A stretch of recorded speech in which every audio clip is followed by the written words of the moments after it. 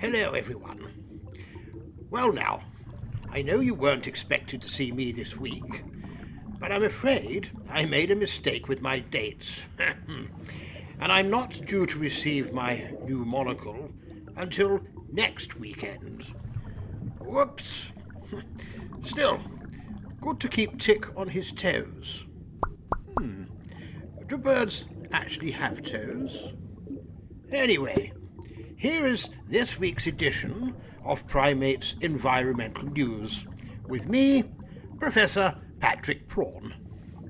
Now then, Big Tick, our roving reporter, has now arrived in the land of humans and is investigating our seas and oceans.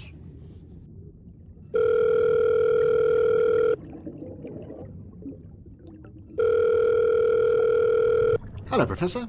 Tick here. Ah, Tick. Nice to hear your dulcet tones. Now, I just wanted to make sure that you received my message about the mix-up with the dates. I think the optometrist's handwriting is diabolical. Never mind, Professor. No problem. I'll keep the notes I had made ready for next week. Yes, well done. So I assume you arrived safely. How was the crossing? Did the crew of the Tres Hombres look after you properly? Yes. As you know, Professor, I came across to the land of humans on the Tres Hombres, which is a 32-metre-long sailing vessel. Before I left, Wanda Whale, our healthy seas and oceans expert, asked me to take a look at the state of the water as we crossed the ocean. I was really surprised to see how much waste there was floating on the surface of the water, even many hundreds of miles away from any shorelines. Now then, while I was searching for some facts on the internet, I came across this important person from the land of humans talking about this very subject. Here's what he said. And yeah, it's true. It's not a secret that I'm a huge lover of the oceans. And I also enjoy the privilege of spending so much of my life close to the ocean.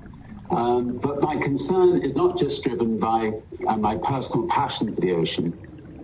Considering the ocean's enormous role in the global economy and to sustain life on our planet, I'm also concerned as a business leader. A healthy ocean means a healthy future. And the ocean produces at least 50% of our oxygen, and the seas store massive amounts of heat and carbon. And without a healthy ocean, and without an agreement on how to protect large areas of it, we are waging a huge gamble on the future of our children and grandchildren. Here are some disturbing facts. Of the 300 million tonnes of plastic produced each year, about 8 million of it is thrown into the sea. It has been estimated that on average, during a typical one-week cruise trip, a large ship with 3,000 passengers and crew would generate 790,000 litres of sewage, 3.8 million litres of wastewater from sinks, showers and laundries, and over 500 litres of hazardous waste, and 8 tonnes of other solid waste. Oh, Professor, I've just got off the ship, and everyone seems to be wearing masks. I'll tell you what, I'll send you a text message to let you know what's going on. Thank you, Tick.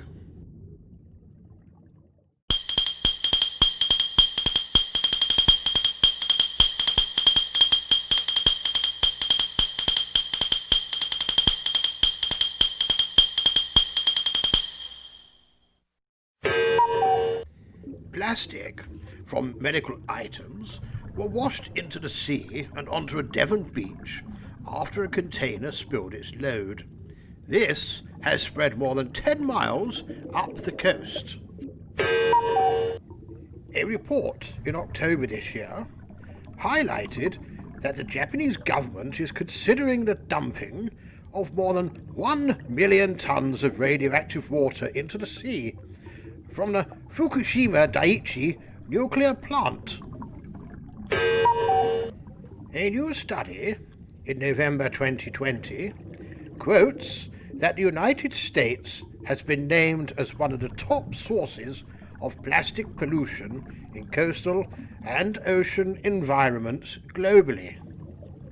This week's special report is taken from a damning new environmental report released in 2020 by an ocean conservation charity. It claims that water companies are routinely discharging untreated sewage into UK waters across England and Wales.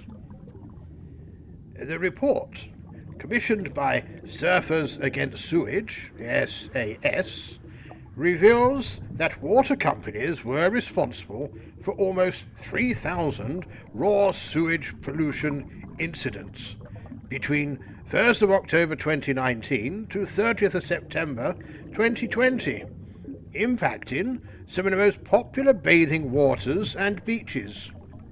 SAS's annual report collated 2,941 instances when water companies issued alerts over so-called combined sewage overflows, where sewage and stormwater is released into the sea in periods of heavy rain to prevent sewers backing up.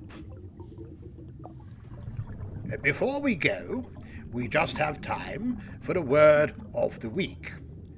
Oceanography, the study of the condition of the world's seas and oceans. Now, don't forget, my eye appointment is now next week, so we'll look forward to Tick being in charge. He sent me a message earlier about having to self-isolate due to the coronavirus restrictions in the land of humans. I hear it has been causing unprecedented difficulties across their lands. Oh dear me, I'm glad we gave him that certificate from Dr. Mammoth confirming there had been no cases in Primasia. Let's hope he is safe and getting on with the job. I do hope you enjoy our weekly primate news, and if so, it would be lovely if you could click like and subscribe to our channel so that you never miss an episode. Also, if there is anything environmental you would like us to cover, please be so kind as to leave your comments below. This has been me, Professor Patrick Prawn, with this week's Primate Environmental News.